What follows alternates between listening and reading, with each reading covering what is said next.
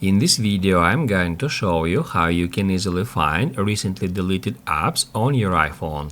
Be sure to watch the video to the very end so you don't make any mistakes. Let's get started, guys, and the thing here is that even if you can't find an app on your home screen, it doesn't always mean it's been removed from your iPhone. So the first thing I suggest you to do is to search for the app using the search.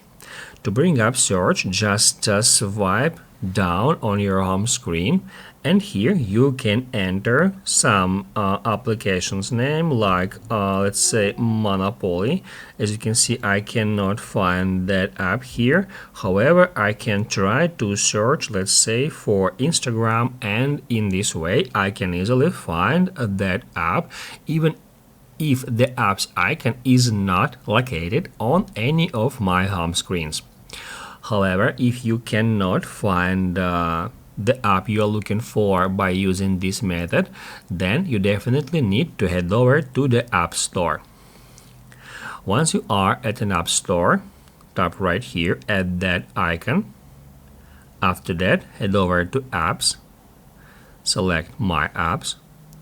Here it will show you all the applications that have ever been installed on your iPhone. You can search for the app you are looking for in that way. However, I recommend you to switch to Not on this iPhone, and it will show you apps that have been installed on your iPhone. However, they are currently not. That's how you can easily find recently deleted applications, by scrolling down through this list. However, also you can use search. In this way we can easily search for Monopoly. That's how we can find it, and by tapping right here at this cloud icon, we can easily reinstall this app on our device. Basically, guys, that's it. So if this video was helpful for you, don't forget to hit the like button.